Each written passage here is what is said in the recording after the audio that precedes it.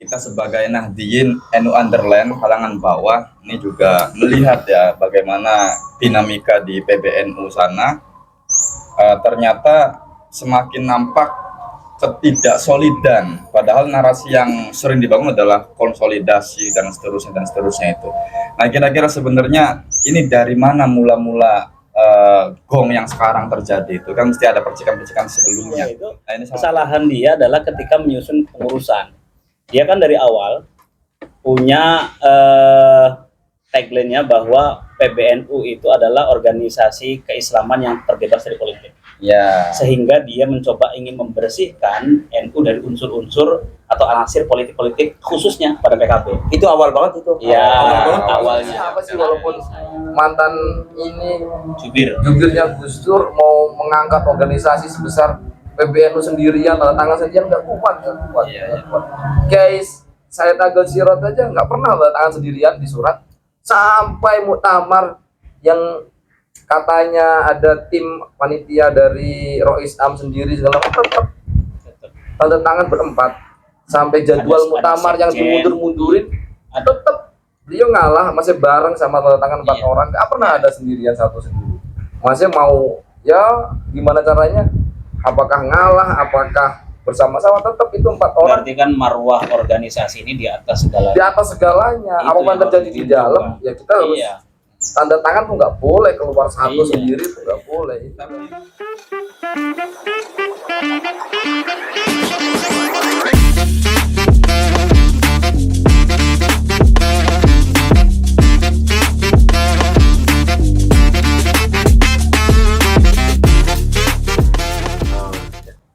Oke, assalamualaikum warahmatullahi wabarakatuh. Salam gorong-gorong. Jumpa lagi bersama kami di NU Underland. Semoga kita semua sehat walafiat, berkah semuanya. Amin. Amin. Siang hari. Ya, ini sengaja kita memilih siang hari karena memang lagi panas. Iya, cuaca panas. 2-3 hari belakangan semakin panas dan vulgar ya. Meskipun dari awal memang kita sudah punya ciuman-ciuman itu ya, cuman selama ini kita malu-malu. Ternyata dibongkar juga sama beliau-beliau di sana. Yaitu terkait dengan apa bahasanya? Konflik apa kisruh apa? Ya gonjang-ganjing PBNU lah ya. Antara Rois Am dengan Ketua Umum PBNU, yaitu Miftah sama Gus Yahya. Nah, ini kita sebagai Nahdliyin NU Underland kalangan bawah ini juga melihat ya bagaimana dinamika di PBNU sana. Ternyata semakin nampak ketidaksolidan, padahal narasi yang sering dibangun adalah konsolidasi dan seterusnya itu. Nah, kira-kira sebenarnya ini dari mana mula-mula gong yang sekarang terjadi itu kan mesti ada percikan-percikan sebelumnya.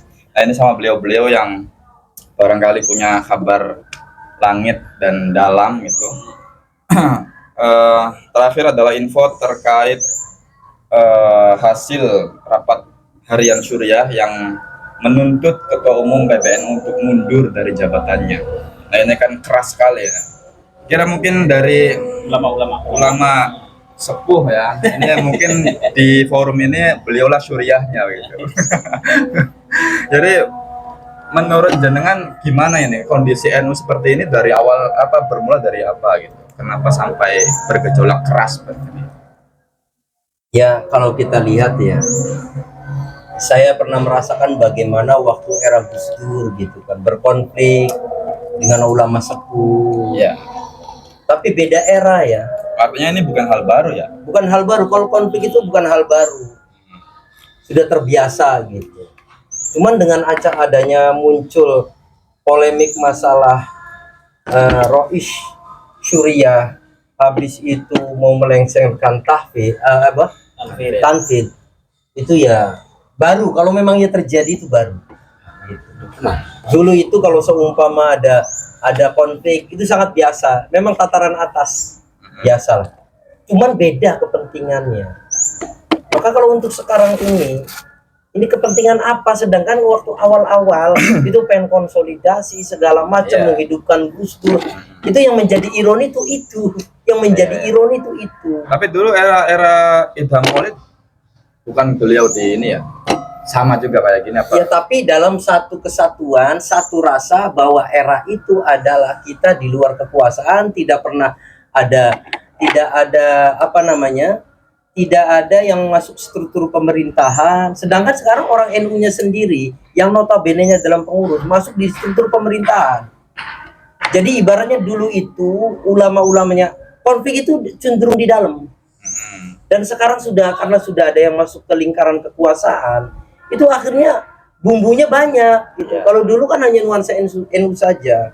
Terus ada tabayun, terus masih ada ulama khos. Nah, yang saya pertanyakan dari dulu, siapakah sekarang ulama khos yang sangat disegani untuk sekarang ini, yang untuk bisa meredam isu itu loh.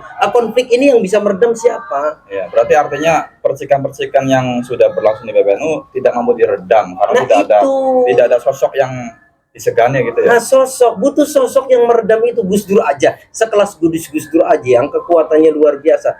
Ntar saya sowan kiai dulu, saya kata kiai A, saya ikut A, B ikut B. Berarti masih ada suara langit itu, masih didengar orang-orang yang memang di belakang layar itu, ulama khos lah.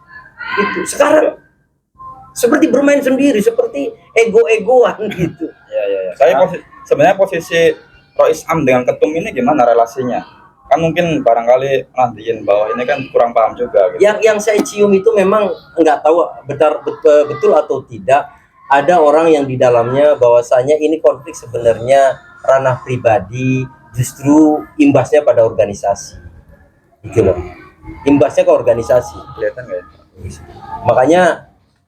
Makanya ya Allah alam lah saya untuk mengomentari. Yang penting alhamdulillahnya itu untuk tataran paling bawah, mulai dari ranting, MWC segala macam itu mereka ya udah bergerak dengan sendirinya. Biarkan di atas itu seperti itu, mereka punya punya giroh perjuangan sendiri. Tapi menanggung malu.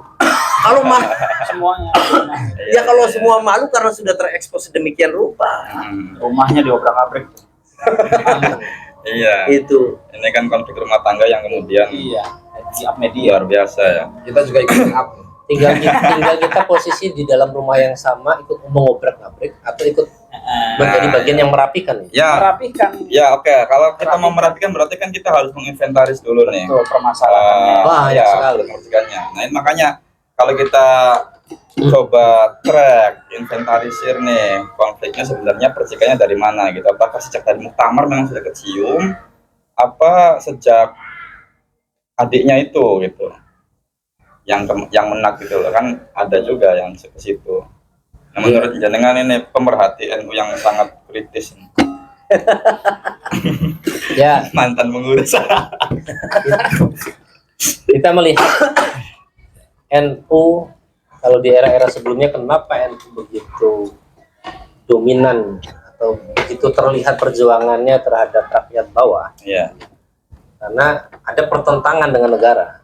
ya, dulu face to face ya. ya Face itu jelas. penyeimbang, dia tidak menjadi bagian dari kuasa Kuasa. negara, kekuasaan.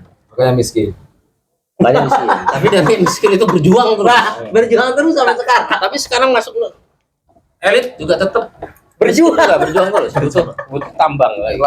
Terlanjur habis sama yang dulu. Nah, ini karakter seperti ini sebenarnya harus dibangun kembali.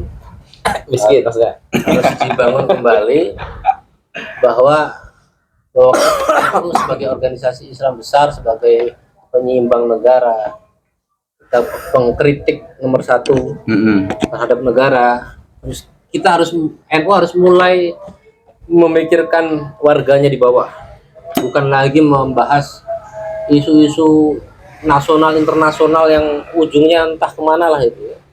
Ngomongin perdamaian ini ya itu penting, bagian dari perdamaian dunia penting. Jadi perdamaian di warganya sendiri nih yang berkaitan dengan kesejahteraan yang sekarang masih dalam taraf kemiskinan dan lain-lain, itu sebenarnya harus dipikirkan. Dan itu di era belakangan itu mulai tidak muncul itu. Jadi para pimpinan itu tidak memikirkan ke arah situ.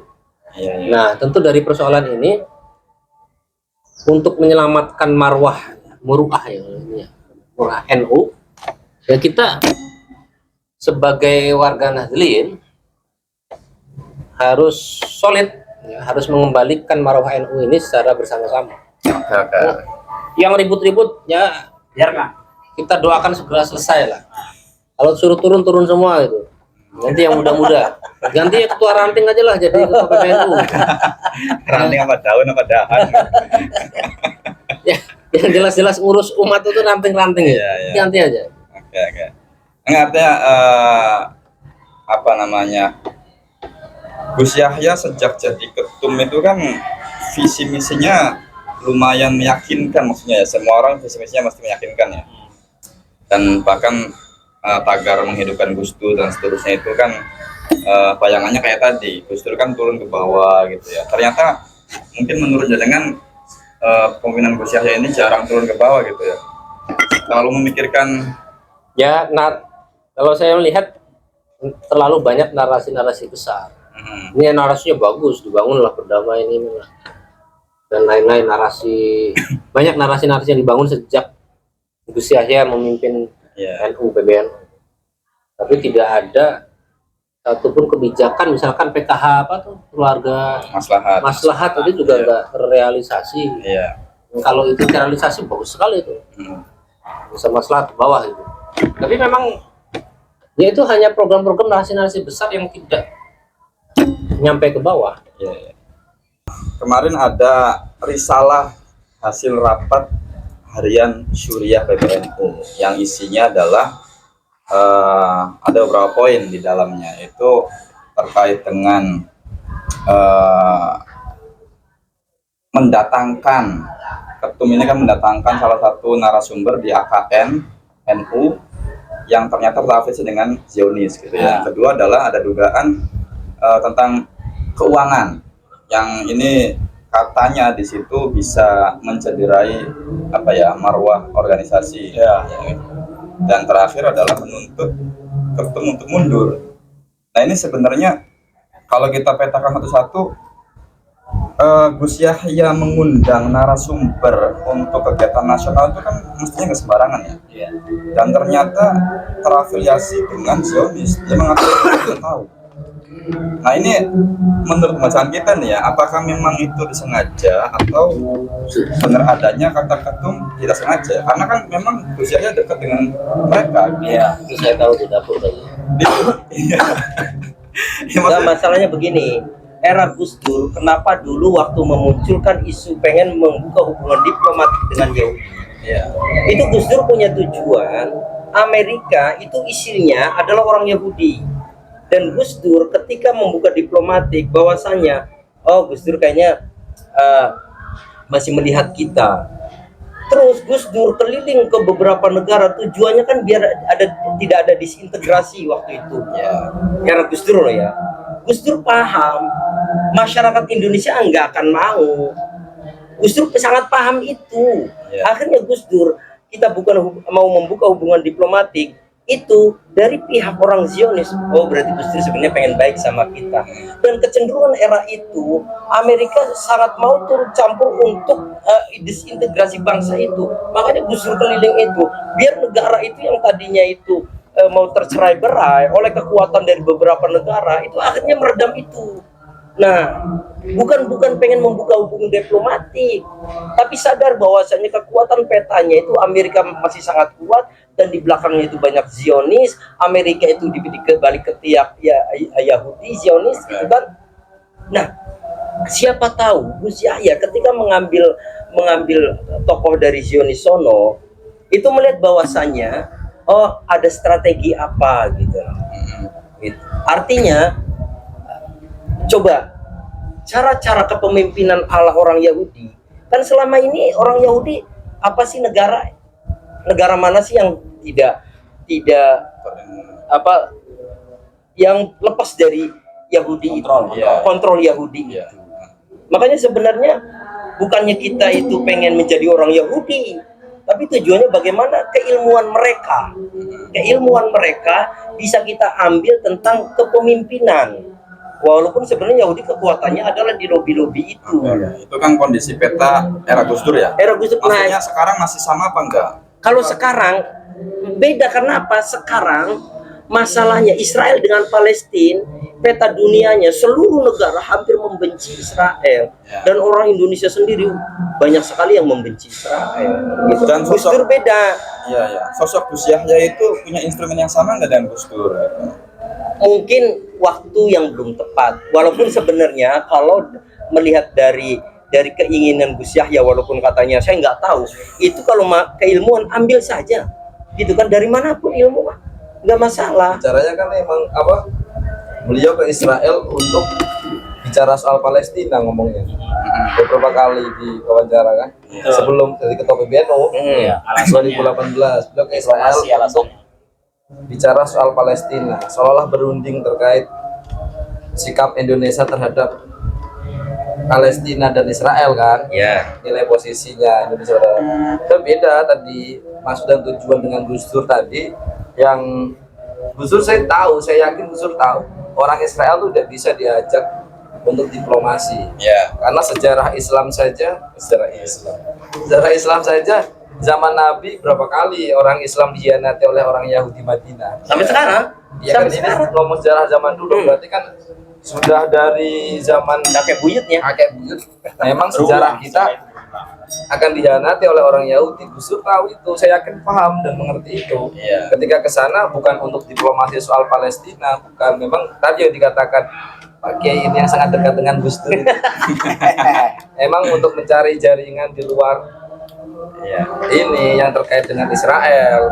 Beda posisi. Sedangkan Gus saya sendiri bicara sampai sana untuk bicara soal Palestina. Iya, ya. Beda jauh gitu, beda Nah, ini konsep. kan yang Beda disorotkan adalah mendatangkan di forum kaderisasi gitu. ketika mendatangkan itu, saya yakin dengan track record beliau yang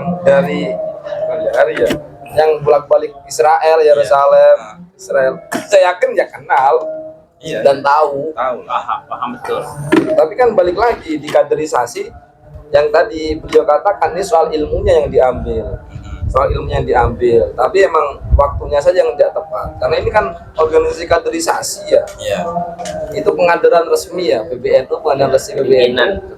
Takutnya disusupi oleh materi-materi yang pro akan Iya. Yahudi. Walaupun diakui dan diakui, negara juga sudah disusupi oleh Yahudi ya.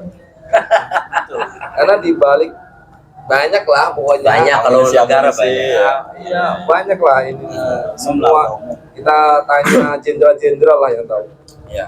Tapi kan muncul narasi di publik gini. Oke, poin yang di dalam risalah itu adalah kesalahfatalan Gus Yahya mengundang narasumber yang terafiliasi Zionis. Tapi kan Pro Islam juga waktu itu kan meresmikan AKN. Yang meresmikan pembukaan kan Pro Islam. Iya. Yo masa? Jangan netizen. Ini salah. Pro Islam nggak cross check dulu gitu. Ini salah dua-duanya. Kalau bicara salah dua-duanya. Tapi siapa duluan yang mau menyalahkan? Ini duluan menyalahkan. Dan kebetulan Pro Islam lebih dulu menyalahkan. Sebelum disalahkan. Kalau kita bicara soal PBNU dan ini, aduh gimana ya? Gimana ya? Saya kan kalau sendiri sama-sama sebagai- salah ada something dong. Iya, ada something, sesuatu miskomunikasi, kurang Iya. mesra. Ketika sebelum tidur belum ngobrol dulu berdua gitu kan. Ini sebenarnya ini itu ada kesalahan-kesalahan yang di organisasi biasa sebenarnya ya. Kalau dianggap biasa ya biasa aja lah. Namanya organisasi ada salah antara pimpinan dan bawah, Kan bedanya antara orang tua dan organisasinya anak ulama muda. ini. Ulama ya, bukan politik, Nah, bukan nasional. ini kalau ulama ya saya rasa ya sebentar lagi muktamar, setahun lagi, tahan lah gitu, jangan terlihat sangat ini menurut saya ya dengan itu ini kesalahan yang sangat fatal. Jadi orang yang di luar NU atau orang-orang yang kontra, orang politik yang mau masuk ngacak-ngacak NU ini tepuk tangan. Tepuk tangan ini, ore kita nggak perlu ngacak-ngacak lagi, no diacak-acak sendiri di dalam gitu. Ribut sendiri. Tapi sampai sekarang kan apapun isu yang apa namanya dengungkan tentang PBNU itu kan kebanyakan mengarah pada kasus kuota haji itu ya, adiknya itu.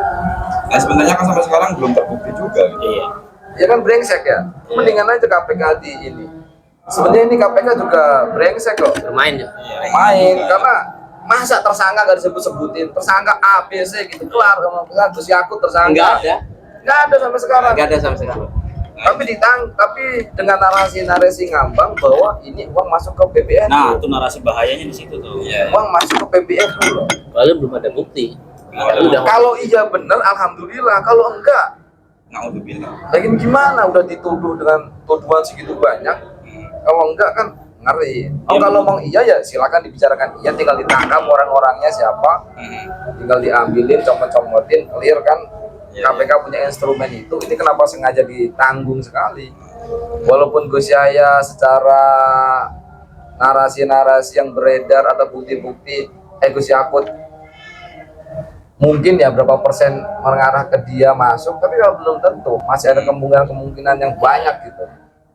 Sedangkan haji sendiri kan sangat besar sampai dikeluarkan sekarang dari Dan melibatkan banyak pihak. Iya. Ya, berarti kan ini narasi-narasi memang sangat politis ya. Sangat politis. Dan ini apakah memang dampak dari beberapa pengurus teras PBNU yang betul. terjun di politik gitu kan? Politik praktis kan ada Gus Ipul ya, yang notabene adalah sekjen.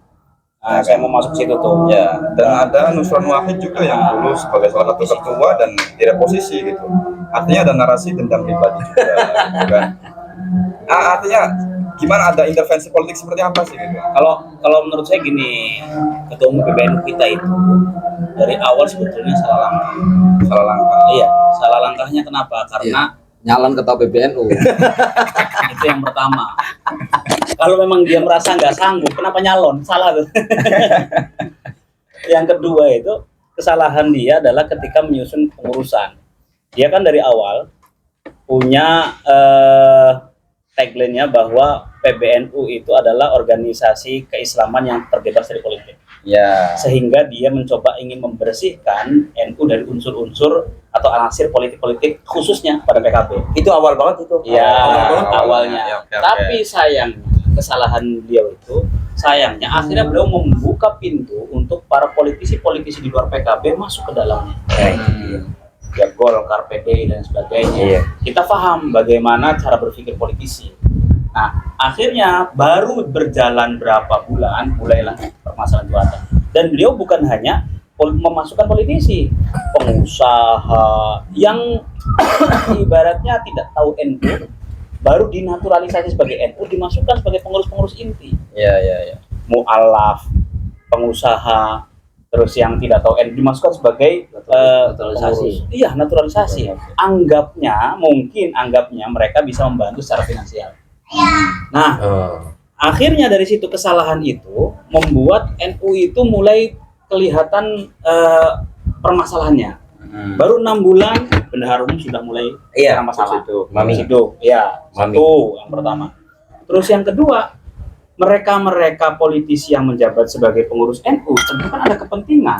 Iya. Ada kepentingan, ada target dan lain sebagainya yang ternyata itu tidak bisa dicapai. Berontaklah di situ. Iya. Mulai membuat gaduh, ada yang direposisi, ada yang dipecat dan lain sebagainya. Nah, berarti ada ketidaksesuaian dari awal dalam menyusun kepengurusan. Ya. Awalnya dari situ. Nah, yang kedua permasalahannya adalah karena beliau ini tidak terbebas dari beban.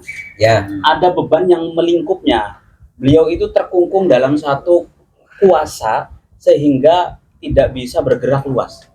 Contohnya sederhananya tidak pernah ada kritik apapun terhadap pemerintah. Ya. Nah, berarti di situ ada beban yang mengikat dia. Nah, sehingga permasalahan itu mulai berkembang. Apalagi diberikan satu makanan lezat yang bernama tambang tadi. Akhirnya kan politisi yang ada di dalam, karena karakter politisi itu pengennya mendapatkan jatah, mendapatkan kue, mulai tambah ramai lagi tuh ribut. Iya. Nah, saya kira problem pertamanya di situ. Kalau kita melihat bagaimana hubungan romantisme antara Ketum, antara Surya dari awal, itu kan kelihatan banget tuh, sangat romantis. Iya. Kan mulai pecah itu di 8 bulan ini. Nah, Kayaknya pasca pilpres ya. iya ya pasca pilpres, Iya. akhirnya itu semua kan pecah. Iya. Bahkan kita melihat bahwa roda organisasi kita saat ini itu sama sekali tidak berjalan. Antara ketum PBNU dari Tanfidia tidak ketemu dengan sekjennya, Iya. ketum tidak ketemu dengan bendahara umum. Bahkan saat ini nih, Iya. saat ini ya bendahara umum itu tidak memberikan keleluasaan untuk modal organisasi di dalamnya. Ditambah lagi dengan kiainya tidak nyambung. Berarti kan permasalahan utamanya itu adalah kesalahan dari awal dalam memilih struktur pengurusan. Yang kedua, secara pribadi sendiri Iya. tidak bisa bebas dalam arti terkungkung dengan beban-beban yang melingkupinya. Ya solusinya udah lepasin semua aja, berarti kembalikan marwah NU pada asalnya, sekalipun kita yakin NU itu organisasi yang dijaga oleh Allah gitu. Ah, iya. Jadi ada keramat, keramat. iya keramat. Bagaimanapun juga akan kembali kepada relnya kembali. Gitu. Nah ini kan ya saat ini setiap orang kan mengklaim ingin mengembalikan gitu. Iya. Setiap rumah tangga pasti kan ada masalah. Ada masalah itu. Masalahnya kan kalau sudah keluar ini. Tapi saya kira permasalahan Tangganya yang ini. kita hadapi ini satu karena tidak dewasaan pengurus. Itu saja. Udah tua Pak, dewasa. Daripada tua. Pubernya udah lewat berarti ya. sudah apa jangan-jangan ini puber ketiga sehingga mereka sudah tidak dewasa lagi. Enggak, masalahnya Yang susah ya. usia itu tidak menjamin bahwa dia punya kesadaran tinggi. Ya itu tadi kan karena kepentingan politiknya Iya. gede. Kayak sederhananya saat ini kita mengetahui bagaimana banyak sekali SK-SK yang tidak Iya, dikeluarkan. belum banyak itu Itu yang kan problem, ya sederhananya problem pribadi. Kalau memang dia dewasa, sudahlah permasalahan mereka berempat, sudah berempat saja, tidak bawa ke orang lain gitu. Iya, iya. Tidak melibatkan PC-PC yang lain. Susah ya. Ada dendam pribadi kayaknya. Nah, mungkin maka solusinya dari problem ini sudah turun bersama saja. Tapi kalau ini sebagai masalah pribadi juga tidak bisa kita lihat kita normalisasi gitu saja. Iya. Karena organisasi sebesar ini terus hanya masalah ini timbul karena masalah pribadi sebenarnya kita sanksikan ya. Karena sejarahnya NU ketika ada masalah jarang ya masalah pribadi. Ya. Pasti ada sesuatu di balik itu ya. Entah ada kekuasaan yang mendorong supaya NU itu konflik. Apalagi menjelang muktamar. Ini kan judulnya kenapa menjelang muktamar? Iya. Ributnya kenapa menjelang muktamar? Jadi ada sesuatu yang ada agenda lah, sebenarnya ada agenda. Behind the scene-nya itu. Ya kalau untuk masalah pribadi saya yakin sih tidak ada. Karena dari ketua umum, katib, sekjen, Roy Surya, kalau ditarik secara garis nasab mereka masih bersaudara. Iya. Dan saudaranya nggak jauh-jauh amat. Justru konflik itu ya. Dan punya karakter yang hampir sama. Jadi untuk konflik secara internal dan latar belakangnya juga sama kan. Kayaknya sih nggak ini. Tapi emang kalau untuk konflik kepentingan ini Ya, kan bicara pasti itu politik ada ya. satu. Konflik kepentingan kan beda. Kedewasaan itu kan tergantung kepentingan. Belum tentu. Yang ngomong-ngomong juga ketika jadi ketua PBNI juga bisa belum tentu. Iya. Saya pikir saya mencoba jadi Gus Yahya ya. Coba. Ketika menerima apa sih yang dipikirkan Gus Yahya ketika menerima tambang? Kan kita ini ya, kenapa kok menerima tambang gitu yang jelas-jelas merusak lingkungan, dibenci Ya. banyak yang katanya ini ya pecinta lingkungan, pecinta alam itu kan dibenci banyak orang seperti itu yang diistilahkan orang-orang baik gitu. Nah kita kan bisa lihat dari omongannya Gus Ulil ketika di Rosi ya. Iya. Berarti kan pola tangkap Gus Yahya terhadap tambang ini sangat sederhana. Tambang menghasilkan, NU butuh, organisasi mati tanpa roda ekonomi. Kita lihat tetangga organisasi yang lain yang lebih kecil, dia beberapa zaman Orde Baru dulu di stok habis-habisan sampai bisa memiliki aset triliunan, sangat kenyang. Sedangkan NU kan untuk jadi DPR aja sulit dulu kan. Nah ini kan saatnya dikasih ini, ya mikirnya sih simpel itu. Kasih, oke, ambil masalah rusak lingkungan, nanti kita bahas gitu. Cara Cara untuk ini, kayak secara ini. instan sebenarnya. Nah, ini cara kita bahas. Intinya saatnya menikmati hasil gitu Nah, ya. tapi ternyata beda, konteksnya ternyata kan beda. Kita belum siap untuk mengelola atau masih banyak kepentingan dalam mengelola atau ini. Itu yang menjadi ruwet sekarang sebenarnya. Ya posisinya kalau beliau ini, aduh, kenapa saya harus, kenapa dulu saya terima ya? Gitu. Mungkin pikiran dia seperti itu. Menyesal. Jadi, Ibu Syahya nih yang ngomong nih. ya ini bukan soal hasil tambang untuk NU. Untuk pengelolaan tambang aja pada rebutan. Mendingan saya buang aja mungkin ya. Mendingan saya buang aja, kalau mau saya balikin aja gitu. Biar gak pada ribut di dalam. Karena kalau lihat orang-orang yang dekat dengan Gus Yahya, beliau ini dinarasikan dengan orang yang sangat sederhana. Bahkan rumah aja sederhana, kayak gitu-gitulah, mobil aja ala kadarnya. Ini saya bicara dengan orang-orang yang dekat Gus Yahya yang ini, emang beliau dinarasikan kalau ini kecintaan terhadap dunianya tuh minim, atau nggak tahu saya, apa nggak tahu caranya, nggak tahu saya, jadi minim gitu. Oh, nggak tahu cara kan beda ya. Kalau HMI tahu caranya. Harusnya tahu, harusnya ya. Tapi dia emang minim lah, minim terkait inilah. Harta dan ini tuh agak relatif lebih ini minim gitu kata orang-orang ini kan. Tapi kalau dari sumber-sumber kan jelas ya, maksudnya masalah ini muncul ketika salah satunya tambang ya, salah satunya. Maka tidak seharusnya ya, semua berpikir jernih untuk kemaslahatan menyelesaikan persoalan ini kan sebenarnya nggak mudah, antara mudah tidak mudah ya. Misalkan tambang, ya udah kembalikan ke pemerintah. Di NU tidak mengambil sama sekali tambang, misalkan.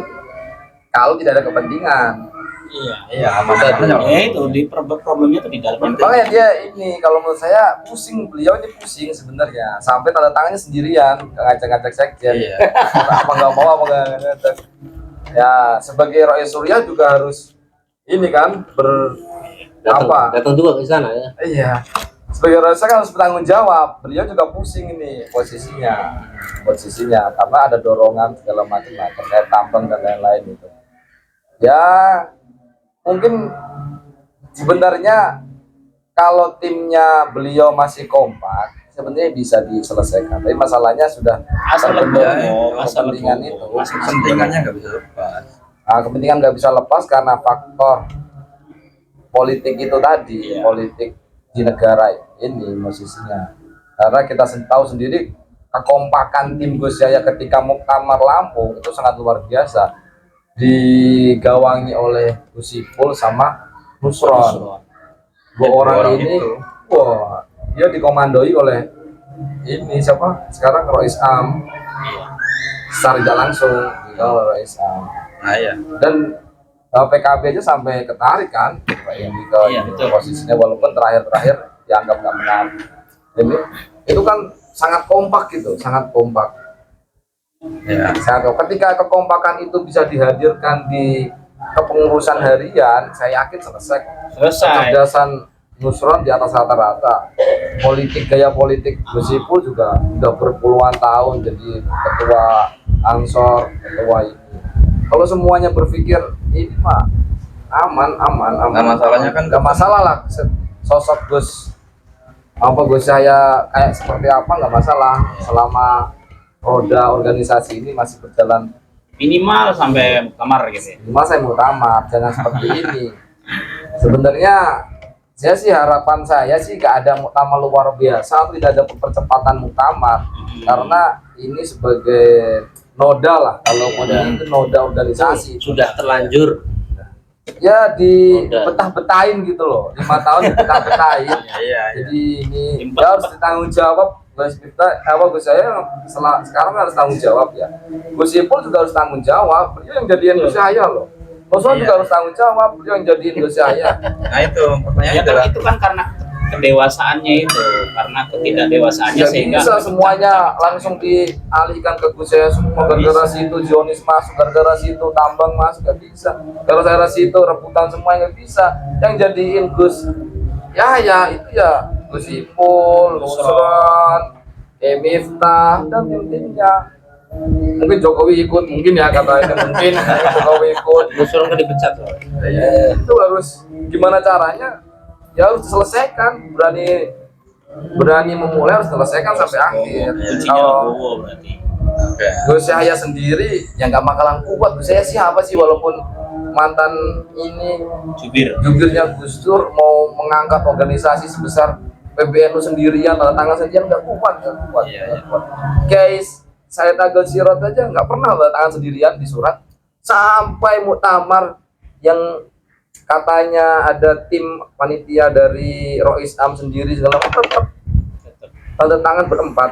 Sampai jadwal Ada muktamar yang sekjen. dimundur-mundurin, tetap beliau ngalah, masih bareng sama tanda tangan 4 Iya. orang, nggak pernah ada sendirian satu sendiri. Masih mau ya gimana caranya? Apakah ngalah, apakah bersama-sama, tetap itu 4 orang Berarti kan marwah organisasi ini di atas segala. di atas segalanya. Itu Apapun yang terjadi harus di diubah. dalam, ya kita harus Iya.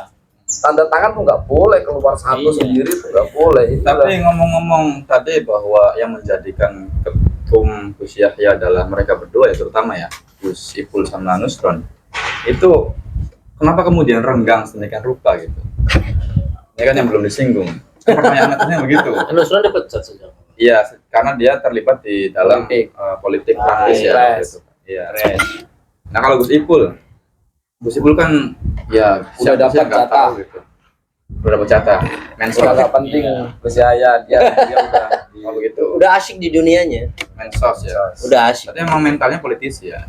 Ya. Itu karena dari awal kesalahan itu tadi tuh. Iya. Kalau saya melihat bahwa di alasan surat risalah syuriah dengan beberapa alasan, satu Zionis, Iya. yang kedua itu adalah keuangan. Untuk Zionis saya kira ini hanya sebagai kambing hitam untuk Zionis. Problem utamanya adalah ya di keuangan atau mungkin tambang lah secara umum ya. Karena kalau ngomongin Zionis, Gus Yahya kemarin juga ngomong bahwa sebelum dia menjadi calon ketua umum, orang sudah tahu bahwa Gus Yahya pernah ke Israel. Iya.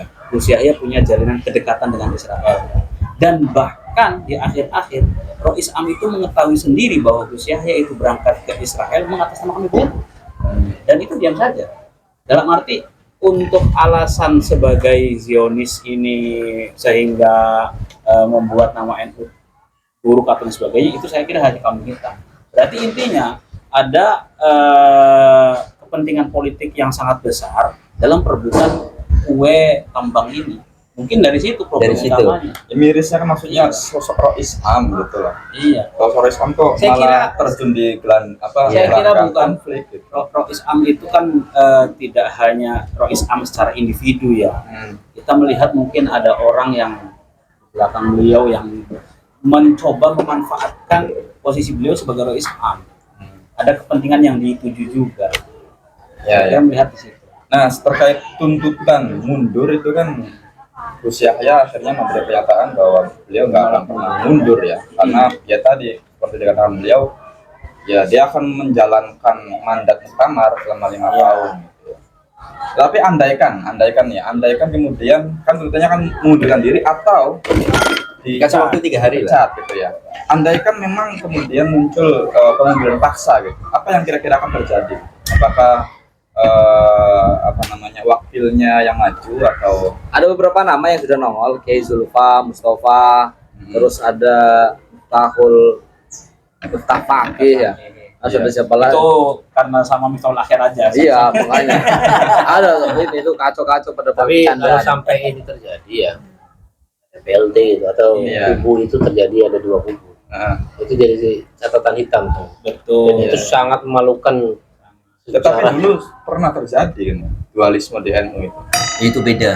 Kasus Soeharto. Beda. Kalau masalah itu Abu Hasan itu memang Begisen. Kalau itu memang memang merapatkan barisan orang NU, memang bener-bener pasang badan era itu ya. Era itu Era artinya itu. dualisme itu by design pemerintah gitu. Iya, era Soeharto di Cipasung itu. Iya, iya. Di Cipasung. Sedangkan sekarang kan berbeda. Kalau dulu dualismenya itu karena Pasca. idealisme untuk keluar dari pemerintahan. Ya. Sekarang dualisme itu karena rebutan apa enggak tahu. Mungkin bisa jadi ya, bisa jadi kalau sama-sama saling menolak, yang Rois Am tidak mengakui kepemimpinan Tanfidia sehingga menunjuk PJ Tanfidia. Begitu juga PJ Sekjennya.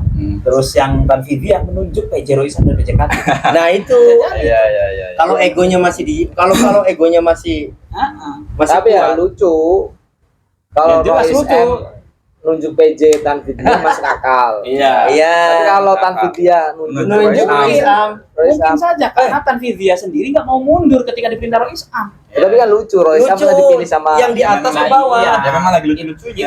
Itu hal mungkin karena apa? Karena dia suruh mundur Egonya. aja nggak mau gitu. Iya, iya. Tapi pesan saya pesan saya sih, kalaupun ada yang beneran ini mau jadi ada PLT jadi PJ, saya pesan bagi wakil-wakil ketua atau pengurus jangan mau turun langsung derajatnya setelah mustamar nanti. Saya jamin siapapun yang mau jadi PJ Iya, iya. muktamar depan turun. Jadi nggak ada yang beranu tuh. Kecuali emang ada muktamar luar biasa. Kalau emang kan beda ya posisinya. Kalau PJ kan ditunjuk secara langsung. Kalau muktamar luar biasa kan akan ada pemilihan. Pokoknya harus ada yang legowo untuk menyelesaikan ini semua. Nah, siapa yang meredam? Iya. Itu yang jadi pertanyaan Iya, saya. makanya harus Siapakah yang mampu meredam? Dikumpulkan ulama-ulama khas yang memang dituakan, itu turun di situ rembuk Keluarlah. bersama, baru nanti dihadirkan dua pihak yang berseteru ini. Ayo pengennya apa? Keluarlah satu sosok ulama dari luar Jawa. Tapi itu idealnya sih memang begitu ya. Kan begitu. Tapi dengan kepentingan tarik menarik ini, akan ini dikumpulin, Pak. akan hanya selesai di muktamar nanti. Ya memang selesai itu. Kalau sekarang muktamar dengan wajah-wajah baru, ayo wajah-wajah lama, ya udah. Share. Saya Kamar yakin sih setahun lagi ya. ini Setahun lagi. konflik ini akan berkepanjangan dan tidak akan ada PJ dan akan ngambang, Akan dirawat juga bisa jadi. dirawat akan terawat sampai muktamar. Jadi konflik ini tidak akan selesai. Ini kalau ini ya mungkin nggak akan sampai ada PJ lah. Saya yakin yang jadi PJ pun akan pikir dua kali loh. Iya. Ketika dia mau menjadi PJ dari Rois Am, otomatis nanti pihak kubu saya kan dipilih oleh banyak PCNU, jelas kan loyalis beliau masih banyak, itu tidak akan mau dengan PJ ini. Padahal PJ ini mungkin diproyeksikan bisa untuk menggantikan beliau di muktamar. Dia akan mikir posisi, makanya akan agak riskan sih posisi. Kecuali memang ini PBNU menjadi partai politik ya, ketika jadi PJ terus jadi PJ ketua PBNU, menguasai semua instrumen PBNU, ketika muktamar mendesain semua instrumennya sehingga dia terpilih lagi, itu kan seperti partai politik. Sedangkan saya yakin sih di NU nggak seperti itu. Sepolitis-politisnya NU, PCNU di setiap daerah itu masih punya hati nurani untuk memilih yang Iya. layak lah. Ya mungkin ada satu dua yang tidak sesuai, Semoga ya, tapi semoga tidak terjebak. dari beberapa muktamar, memperhatikan beberapa muktamar, lebih dari 100% PCNU, 80% tuh milih berdasarkan hati nurani lah. Nggak terkait info bahwa dikasih amplop segala macam. Setelah di cross check amplopnya nggak seberapa, untuk tiket pulang pergi aja nggak cukup kok posisinya dengan para jamaahnya, amplopnya nggak seberapa banyak. Jadi makanya kalau ada PJ ini mengkhawatirkan sebenarnya. Kecuali emang nanti akan berubah menjadi NU sebagai partai politik, nah itu mungkin akan Sangat beda. bisa lagi. Tapi kan sudah punya, katanya kan sudah punya anak kandung udah PKB. Ya berarti artinya untuk Yang perlu mengembalikan kita lihat di PKB masuk di posisi mana. PKB melihat. PKB PKB kan sedang melihat. memantau, kelihatan senyum-senyum ya. Iya, sedang menikmati. memantau dengan ini beliau akan masuk sebelah mana. Caimin ini lagi senyum-senyum, lihat dari depan rumahnya, meskipun kemana. Dia kan bertetangga dulu. Iya, iya. Artinya untuk mengembalikan marwah NU itu harus ya satu-satunya cara adalah menghadirkan sosok yang mampu Iya, merekonsiliasi antara Itu. dua kubu ya. itu. Tapi kira-kira siapa gitu? Ya kan, mohon maaf, kalau memang seumpama taruhlah mantan ketum sebelumnya itu masih dianggap punya kans, artinya sudah dituakan, habis itu ulama sepuh dari Jawa Timur, pesantren-pesantren besar, karena rata-rata PC kepengurusan di bawah kan banyak alumni pesantren. Mana kiai-kiai sepuh, ayo duduk bersama, yang disepuhkan, baru yang dua ini diundang, masa diundang kiai sepuh Mantan baru. ketum PBNU ya Said, oke. Iya, terus Kiai Said. Nggak ada lagi. Sudah nggak ada lagi, Nggak tinggal lagi. Kiai Said. Habis itu ulama-ulama sepuh yang di pesantren itu. Gusmus. Ya dari Apalagi? ada Lirboyo, Lirboyo. ada Ya, orang-orang yang di Papua itu Jombang, lah. ada. Yo dari Ahwa itulah. Yang ulama-ulama sepuh. Ayo, maksudnya jangan sampai ini berkelanjutan. Iyalah. Gitu loh. Jadi biar ketika nanti kiai itu turun, oh iya berarti masih sami'na wa ata'na sama kiai. Gitu loh. Wong kan katanya ulama, Tapi Nahdlatul gini, Ulama. kiai itu kan biasanya, kecuali kiai yang organisatoris ya, maksudnya dia penggerak ya.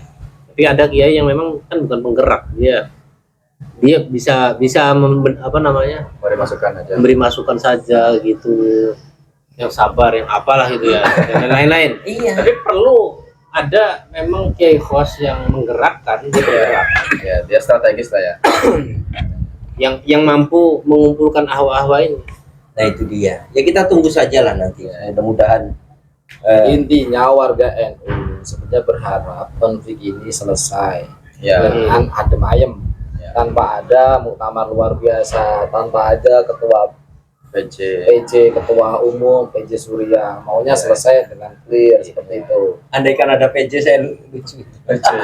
NU dari berdiri sampai sekarang sebenarnya secara nilai tidak pernah berubah. Ya apapun, kita tidak mendukung Zionis, kita tidak mendukung ya penyelewengan apapun tidak. Secara nilai, ya basis pesantren ya masih besar, basis ranting NU di bawah juga masih kuat, sangat kuat. Jadi sebenarnya tidak berubah NU. Kalau ada orang luar berpandangan NU inilah NU sekarang Zionis macam itu kan elit yang segelintir elit yang tidak mewakili ratusan juta warga NU. Ya. Warga NU ratusan juta. Lagian yang berkomentar terhadap elit yang kayak gini belum tentu ketika jadi elit juga nggak kayak gitu. Nah, Ini politisi banget ya. Enggak, maksudnya gitu lah. NU kan kebanyakan orang Jawa ya. Karakter orang Jawa itu sudah tertulis dalam hukum ini. Hukum aksara Jawa. Hukum aksara Jawa, orang Jawa itu ketika di pangku itu mati. Jadi kalau di aksara Jawa ada pangkon itu mati dia.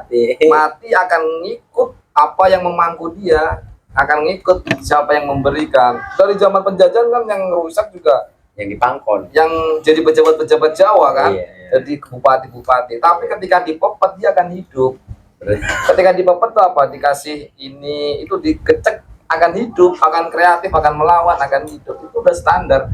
Siapapun yang bicara mau sekarang lagi slow mau lagi ngapain gitu, mau bicara mengkritik NU, iya emang belum tentu, tapi ketika mereka kayak kita ini ketika menjadi menteri mungkin jadi maksudnya yang paling apakah secara sengaja tidak sengaja belum tentu, Iya.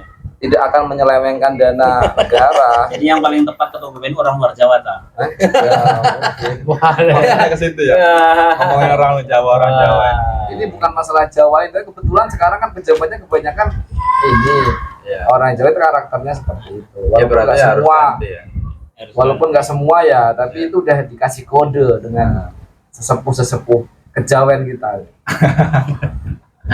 Oke. Ya harus itulah, kembali lagi bahwa kita nantinya di bawah sangat berharap bahwa para ulama terutama yang menjadi pengurus IPB untuk segera melakukan rekonsiliasi dan melanjutkan periode kepengurusan sampai muktamar mendatang. Ya. Ya, jangan rebutan lah, jangan Ya, lah, udah lah, berantem lah. udah aja lah ya. Di muktamar akur dah. Di muktamar ya ribut lah. Thank you.